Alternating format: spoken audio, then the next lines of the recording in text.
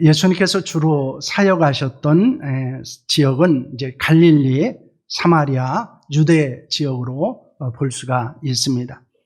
그 중에서 예수님은 갈릴리 지역과 그리고 유대 지역을 오르내리면서 사역을 감당하시면서 종종 이 사마리아 지역에 들어가시기도 했고, 또한 이 요단강 동편에 있는 데가볼리 지역이라든가 북쪽에 있는 두로 시돈 같은 것도 예수님은 사역의 지역으로 삼으셨던 것을 볼 수 있습니다.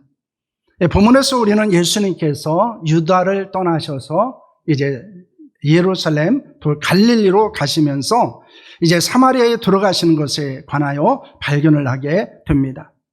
예수님은 사마리아 성 수가성에 들어가셨습니다. 그리고 우물 곁에서 한 여인을 만나게 됩니다. 그 여인과의 대화, 그리고 그 만남이 오늘 우리에게 주는 교훈이 어떤 것인지에 대하여 우리가 함께 말씀을 나누는 시간을 가지려고 합니다. 이 본문의 말씀을 우리는 두 가지 측면에서 생각을 해볼 수가 있습니다. 하나는 예배에 대한 부분입니다. 하나님이 찾으시는 예배자, 그리고 하나님이 받으시는 예배는 어떤 것인가라고 하는 것입니다. 또 하나는 전도에 대한 것들을 오늘 우리는 이 수가성의 여인을 만난 예수님의 그런 사건 속에서 발견하게 됩니다. 오늘은 예배가 아니고 오늘은 전도에 대한 것들을 좀 나누는 그런 시간을 가지려고 합니다. 이 말씀을 나누는 것은 저희들이 이제 오늘 정집사님도 기도하신 것처럼 11월 19일에 저희들이 지금까지 기도하고 그때까지 또 헌신하면서 저희들이 전도 대상자들을 작정하고 또 그들을 하나님 앞으로 어떻게 인도할 수 있는가에 대해서 함께 말씀을 나누면서 동기부여도 되고 또 하나님이 주시는 은혜와 인도하심을 경험하기를 원하기 때문입니다. 예수님과 사마리아 여자를 통해서 우리는 이제 전도에 대한 그런 교훈을 우리가 함께 생각하는 시간을 가지려고 합니다. 첫째로 살펴보는 것은 전도의 대상입니다. 예수님께서 사마리아 성에 들어가셔서 수가성에 있는 야곱의 우물 곁에 앉아 계셨습니다. 그때는 제6시라고 말하는데 이것은 우리의 시간으로 말하면 햇볕이 뜨거운 정오로 볼 수 있습니다.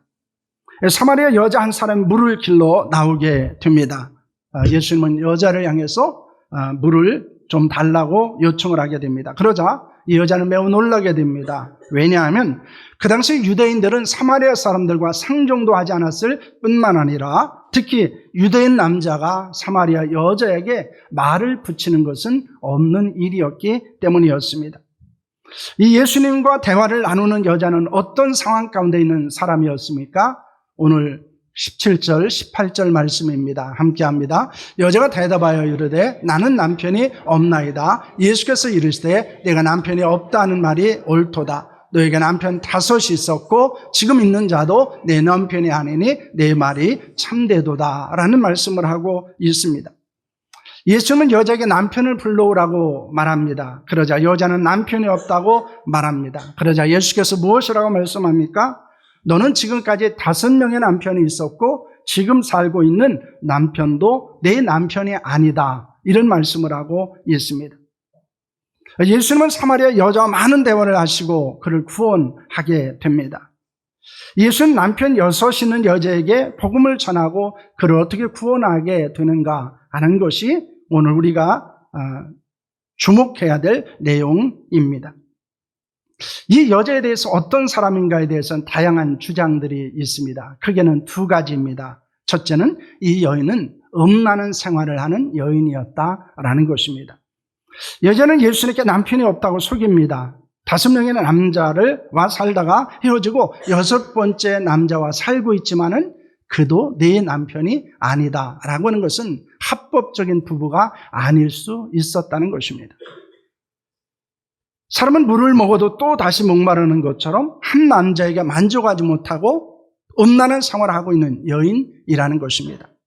골로새서 3장 5절 말씀을 보시길 바랍니다. 함께합니다. 그러므로 땅에 있는 지체를 죽이라. 곧 음란과 부정과 사욕과 악한 정욕과 탐심이니 탐심은 우상 숭배니라 라고는 말씀을 합니다. 땅에 있는 지체는 음란, 부정, 사욕, 악한 정욕, 탐심이라고 말합니다. 그 여자는 육체의 정욕을 따라 살았습니다. 음란과 정욕 가운데 살고 있었던 여인일 수도 있었습니다. 그 여자는 구원의 대상이 아닙니다. 그 여자는 비난과 정죄의 대상으로 생각할 수 있습니다. 어쩌면 마을 사람들은 여자를 비난하고 저주했을 것입니다. 그렇기 때문에 뜨거워서 물을 기르러 오지 않은 시간에 우물을 찾아왔을 것입니다. 하지만 예수님은 그런 여자를 찾아가셨습니다. 그를 만나셨습니다. 그리고 그에게 복음을 전하시고 그 여자를 구원하십니다. 오히려 세상 사람들의 비난과 정죄와 저주를 받는 사람이었기 때문에 더 복음이 필요했기 때문입니다.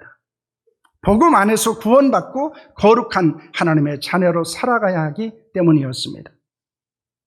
여러분, 이것이 우리에게 주는 도전들이 있습니다. 그것은 우리가 세상 사람들이 비난받고 때로는 정죄당하는 사람들도 구원받아야 한다는 것입니다. 그런데 우리도 그들과 함께 때로는 비난하기도 하고 때로는 정죄하기도 한다는 것입니다. 두 번째는 남자에게 버림을 받은 가련한 여자라는 것입니다. 그 당시에는 남편이 아내를 버릴 수 없었습니다. 아내가 남편을 버리는 것은 불가능했습니다. 그렇다면 여자는 5명의 남자로부터 버림을 받았던 것일 수도 있다는 것입니다.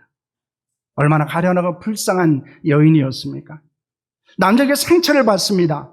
그리고 비참하게 살아가고 있었습니다.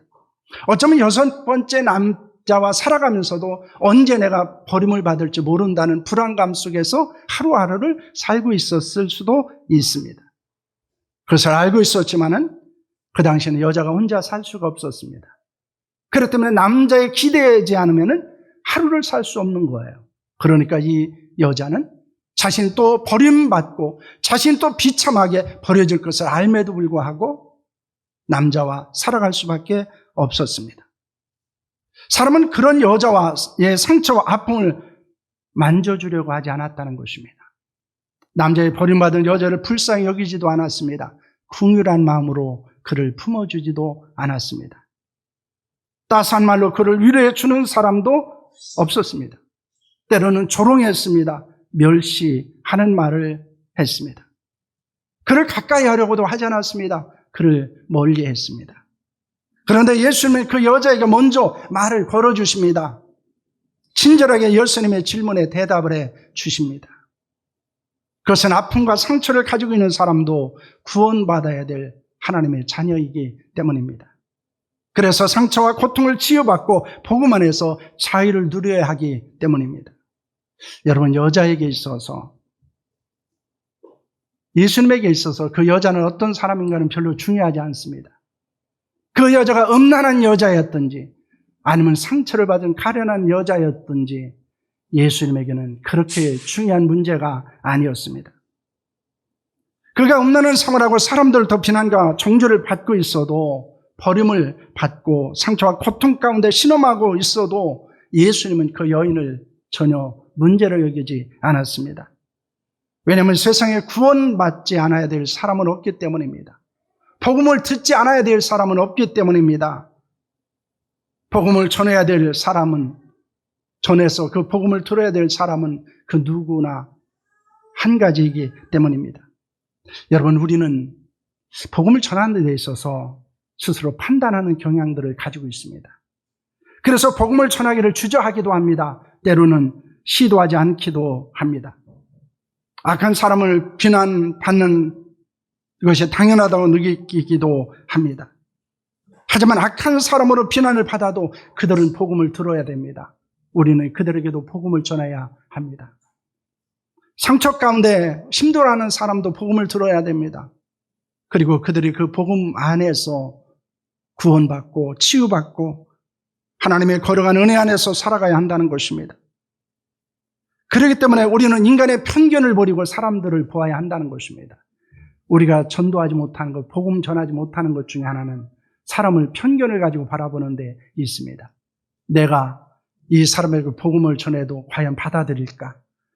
내가 이 사람에게 복음을 전하면 나와 이 사람의 관계가 혹시 깨어지지는 않을까? 좀 그 관계가 불편해지는 않을까? 아니면 내가 복음을 전하다 거절당하면 나는 수치심이 느껴지지 않을까라고는 이런 것들입니다. 그러나 중요한 것은 그것이 중요한 것이 아닙니다.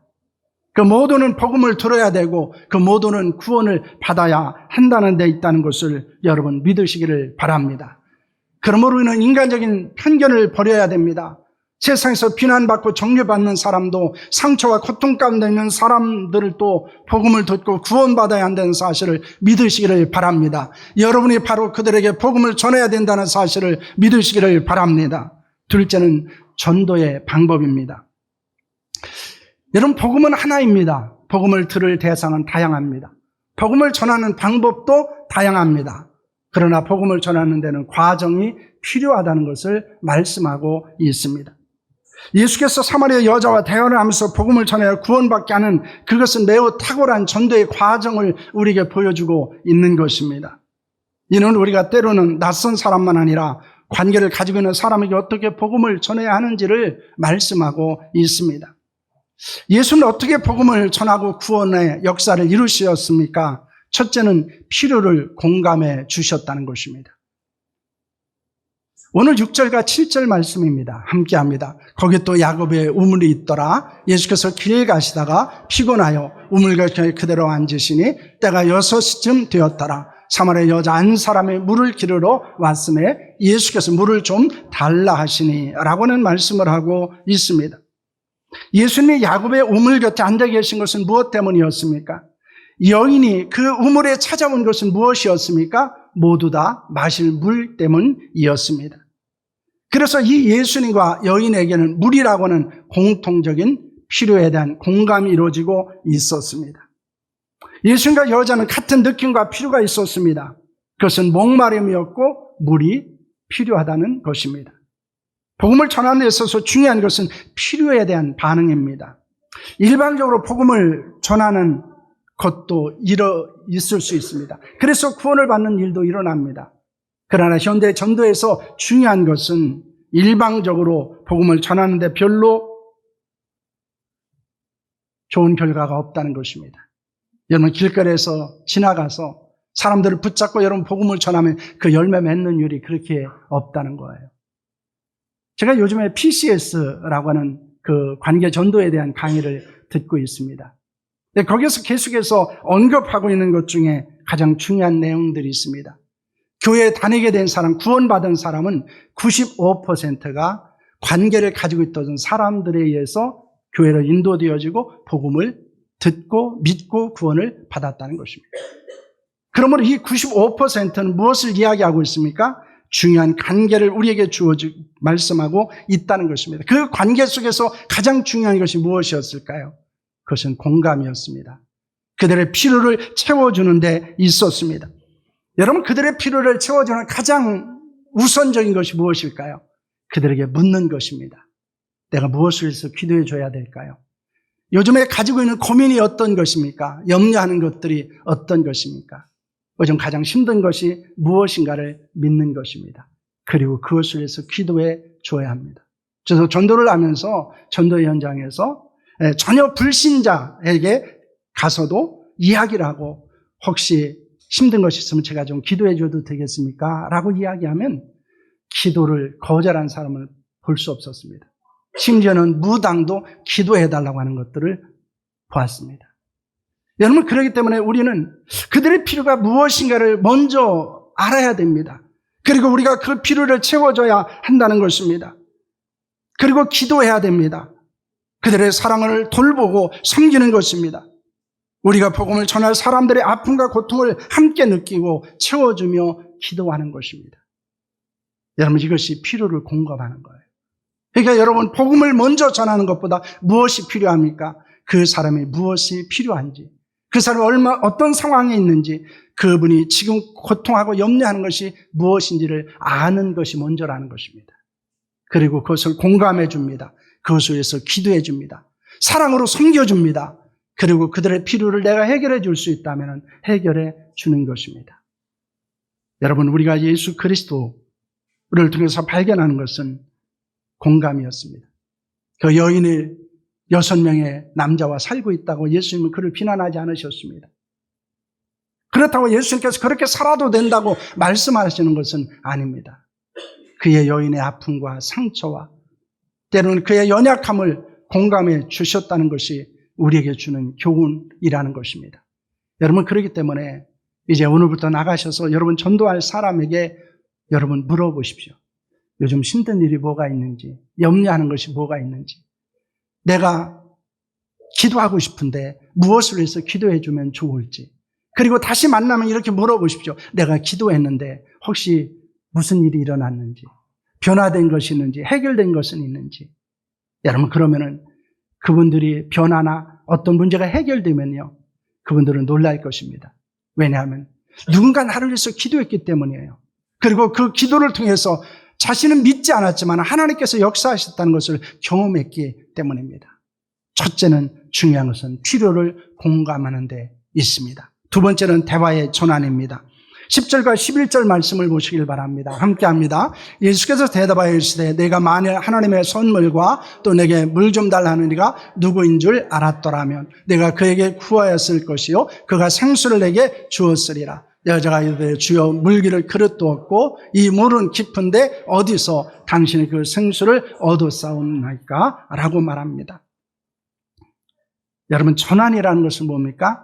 다른 방향이나 상태로 바꾸는 것을 이야기합니다. 예수님은 육체의 기가를 해결해 줄 수 있는 물에서 영적 의미를 가지고 있는 생수로 대화의 주제를 바꾸십니다. 그 물을 사람을 길어서 마시게 하는 것이 아니라 하나님의 선물로 주어지는 것이라고 말씀합니다. 그리스도인이 갖고 있는 오해가 있습니다. 착각이 있습니다. 그것은 사람들이 예수님에 대해서 관심이 없다는 거예요. 복음을 듣지 않는다는 것입니다. 영적인 이야기를 싫어한다는 것입니다. 그런데 그렇지 않습니다. 왜냐하면 하나님은 우리에게 무엇을 주셨다고 말씀합니까? 영원을 사모하는 마음을 주셨다라고 말씀합니다. 모든 인간은 하나님의 형상으로 지음받은 존재입니다. 그래서 영원한 세상에 대한 관심이 가지고 있다는 것입니다. 영적인 것에 관심을 가지고 있습니다. 그런데 중요한 것은 무엇일까요? 여러분, 중요한 것은 메신저에 있다는 것입니다. 우리가 전하는 메시지가 중요한 게 아니라는 거예요. 내가 어떤 메신저가 되느냐, 내가 복음을 전하는 사람으로 어떻게 살아가고 있느냐, 그것이 사람들에게 어떻게 보여지고 있느냐라고 하는 데 있다고 하는 것입니다. 그래서 메시지 때문에 그들이 관심이 없는 것이 아니고 메신저, 그 성도들의 삶의 문제가 무엇인가 때문에 관심이 없어졌다는 것입니다. 여러분, 예수는 비난하는 사람 없어요. 예수는 비난하는 사람 없습니다. 복음을 비난하는 사람 찾아보기 어렵습니다. 그러나 그 복음을 전하는 사람, 예수를 믿는 사람들에 대해서는 비난을 하는 사람들은 많이 있습니다. 그래서 복음에 대해서 그들은 진리라고 여기지 않기도 하고, 그리고 복음의 강력한 역사를 경험하려고 하지도 않는다는 것입니다. 여러분, 그렇기 때문에 중요한 것은 메시지만 아니고 메신저로서의 우리가 어떻게 살아가고 있느냐에 관심을 가져야 하는 것입니다. 복음을 전하는 사람들과의 어떤 관계를 가지고 있는가라고 하는 것은 매우 중요합니다. 유대인들은 사마리아 사람과 상종을 하지 않는데 예수님은 달랐습니다. 예수님은 사마리아 여자의 행적을 아는 탁월한 통찰력을 가지고 있었습니다. 그것은 자연스럽게 예수님의 말씀에 귀를 기울이게 만들었습니다. 왜냐하면 이미 예수님에 대한 신뢰가 생겼기 때문입니다. 그 통찰력으로 인해서 예수님에 대한 신뢰감이 생겼습니다. 그리고 그 관계 속에서 더 깊은 이야기를 하게 됩니다. 그래서 예배에 대한 질문을 하게 됩니다. 그리고 예수는 그 관계를 복음을 전할 수 있는 영적인 관계로 전환을 하고 일상적인 대화에서 복음을 대화로 전환을 하게 됩니다. 이것이 이제 우리에게 있어서 굉장히 중요한 것입니다. 우리가 알고 있는 관계 가운데 있는 사람들이 있습니다. 그런데 그것을 그냥 일반적인 관계로 갖고 있어서는 안 된다는 것입니다. 그것을 영적인 관계로, 그리고 복음을 전하는 관계로 전환하는 데 있다는 것을 우리에게 말씀하고 있습니다. 그러므로 우리에게는 관계들을 통해서 복음을 전해야 합니다. 제가 아까 말씀드린 대로 95%가 기존에 있는 관계를 통해서 복음을 들었던 사람들이고, 교회 인도함을 받았던 사람들이 구원받고 하나님의 자녀로 살아가고 있다는 것입니다. 그래서 우리는 5%의 관심이 아니고 95%의 관심을 가져야 됩니다. 그 관계는 이미 우리에게 주어진 관계입니다. 문제는 무엇입니까? 그 일반적인 관계, 일상적인 관계를 영적인 관계로, 그들과 나누는 일상적인 대화를 어떤 대화로? 복음적인 대화로 바꾸는 데 있다는 것입니다. 그것은 우리가 훈련해야 되는 것이고 그것은 우리가 그들을 위해서 기도하고 또 성령의 거룩한 인도함 가운데 이루어지는 은혜라는 것을 믿으시기를 바랍니다. 여러분, 세 번째는 복음을 제시하는 것입니다. 오늘 14절과 15절 말씀을 여러분 보시길 바랍니다. 함께 하겠습니다. 예수께서 대하여 이르시되 이 물을 마시는 자마다 다시 목마르니와 내가 주는 물을 마시는 자는 영원히 목마르지 아니하리니 내가 주는 물은 그 속에서 영생하도록 솟아나는 샘물이 되리라 라는 말씀을 합니다. 예수께서 영원히 마르지 않는 생수에 관하여 말씀하자 여자는 그 생수를 달라고 말씀합니다. 그러자 예수님은 뭐라고 말씀합니까? 그 생수는 바로 자신이라고 말씀합니다. 영생을 솟아나는 샘물이 될 것이라고 말씀하고 있습니다. 25절과 26절 말씀입니다. 함께합니다. 여자가 이르되 메시아 곧 그리스도 하는 이가 오실 줄을 내가 아노니 그가 오시면 모든 것을 우리에게 알려주시라. 예수께서 이르시되 내가 말하는 내가 그라 하시니라. 이렇게 말씀합니다. 예수님은 여자가 메시아 곧 그리스도가 오시면 알려달라는 요청을 받으시고 무엇이라고 말씀합니까? 내가 곧 그니라고 말씀을 하십니다. 여러분, 예수께서 왜 사마리아 성에 들어가셨을까요? 왜 그 우물 곁에 앉으셨을까요? 정말 목이 말라서 일 수 있습니다. 그러나 그것보다는 또 다른 목적을 가지고 계셨습니다. 사마리아 여인에게 복음을 전하기 위한 것입니다. 그래서 그 여인을 만나셨고 그와 대화를 나누셨고 그리고 그와 관계를 이루셨고 그리고 그에게 복음을 전하시게 되었습니다. 여러분, 우리가 전하는 복음을 듣고 많은 사람들이 예수 그리스도를 구주로 영접하는 역사가 일어나기를 소망합니다. 여러분, 예수님의 말씀을 들은 여자는 어떻게 하게 됩니까? 28절과 29절 말씀입니다. 함께합니다. 여자가 물동이를 버려두고 동네로 들어가서 사람들에게 이르되 내가 행한 모든 일을 내게 말하는 사람을 와서 보라. 이는 그리스도가 아니냐 하니 라는 말씀입니다. 여러분, 이 말씀을 들으면 어떤 생각이 드십니까? 간증이라는 거예요. 내게 일어난 일을 알고 계시는 그분이 계시다는 것을 사람들에게 동네에 들어가서 이야기하게 됩니다. 그래서 그는 물동이를 버려두고 동네에 들어갔습니다. 그리고 예수 그리스도를 전합니다. 그러자 사람들이 예수 그리스도 옆에 나오게 됐습니다.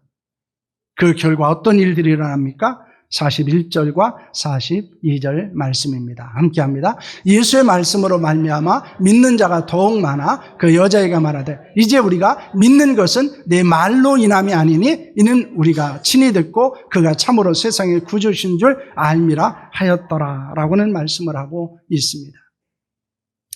여러분, 자신의 일어난 일을 간증했습니다. 그런데 그것으로 맞춰서는 안 된다는 거예요. 그 사람에게 예수 그리스도의 복음을 들려주어야 한다는 것입니다. 생명은 생명을 낳습니다. 내가 구원받았다면 구원받는 자를 낳아야 한다는 것입니다. 내가 예수 그리스도의 생명이 부어졌다면 우리는 또 생명을 낳는 일에 헌신해야 된다는 것을 말씀하고 있습니다. 그리고 그들에게 예수 그리스도를 만난 후에 내 삶이 어떻게 변화되어지는지, 내 삶에 어떤 일들이 일어나는지를 간증하셔야 됩니다. 내 삶을 바꾸신 하나님, 내 삶에 거룩한 역사를 이루신 예수 그리스도를 사람들에게 전하는 것입니다. 그러나 그것으로 끝나서는 안 됩니다. 그들이 복음을 들을 수 있도록 해야 한다는 것입니다. 그래서 복음을 전하는 현장에 그들을 데려와야 합니다. 그리고 그들에게 복음을 들려주어야 합니다. 그러면 그들은 이렇게 말할 것입니다. 내가 말하는 말 때문에 내가 예수를 믿는 것이 아니고 내가 들은 복음 때문에 예수 그리스도를 믿게 되었다라고 말하게 될 것입니다. 여러분, 그 일에 쓰임받는 자들이 될 수 있기를 소망합니다. 여러분이 복음을 전할 사람은 누구입니까? 여러분, 어떻게 그들에게 복음을 전해야 하겠습니까?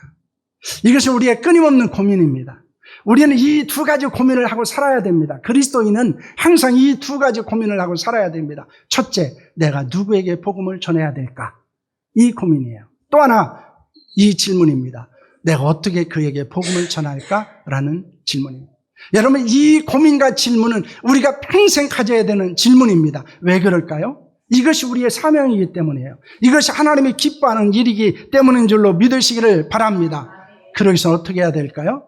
편견을 가지고 사람을 바라봐서는 안 된다는 거예요. 내 인간적인 판단의 기준을 가지고 사람들을 판단해서는 안 된다는 것입니다.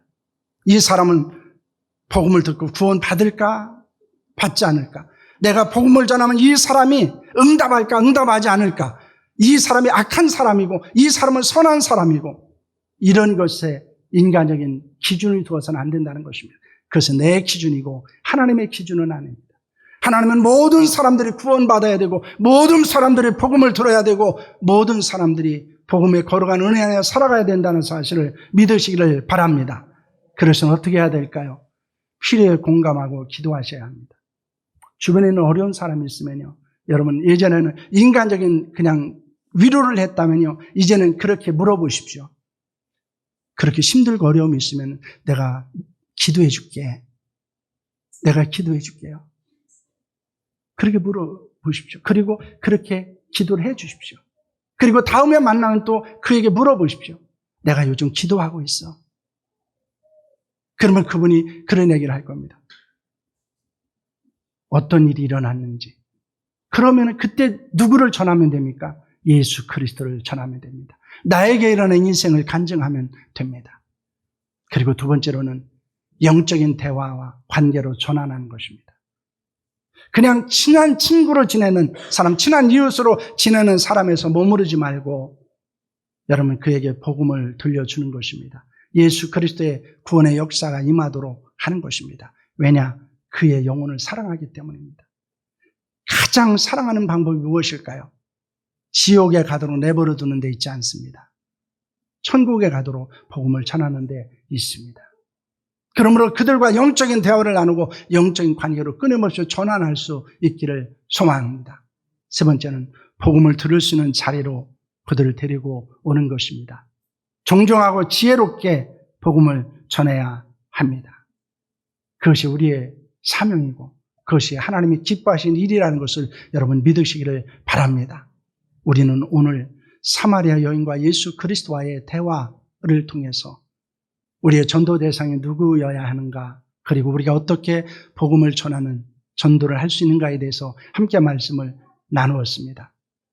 대상은 죄되는 것이 아닙니다. 모든 사람의 대상입니다. 그리고 방법은 지혜롭게 하셔야 합니다. 이 과정이 단계별로 일어나지 않을 수도 있습니다. 하지만 중요한 것은 우리가 사람들과의 필요에 공감하고 기도해주고 그리고 그들과의 대화나 관계를 복음적인 것으로 전환하고 그리고 그들이 복음을 들을 수 있도록 그들에게 복음을 들려줘야 한다는 것입니다. 여러분 이 일을 통해서 하나님의 위대한 역사가 우리 가운데 일어난 줄로 믿으시기를 바랍니다. 여러분이 가장 사랑하는 그 영혼 가운데 놀라운 복음의 역사가 일어나기를 소망합니다. 그래서 우리는 다음 주에 여러분이 전도할 대상자들을 작정하는 시간을 가지려고 합니다. 뒤에 보시면은 이제 작정 대상자를 작정할 수 있는 용지가 있습니다. 여러분 이것을 가져가시고요. 다음 주에는 주보에 직접 넣어드리도록 하겠습니다. 그리고 예배 중에 작정하도록 하겠습니다. 일주일간 여러분 기도하시면서 그런 사람들을 작정하시고 또 함께 놓고 기도하는 시간을 갖도록 하겠습니다. 한번 이 앞에 있는 걸 읽고 마치겠습니다. 시작. 누구에게 복음을 전할 것인가? 어떻게 복음을 전할 것인가? 필요에 공감하고 기도하라. 영적 대화 관계로 전환하라. 그리스도의 복음을 들을 수 있게 하라. 기도하겠습니다.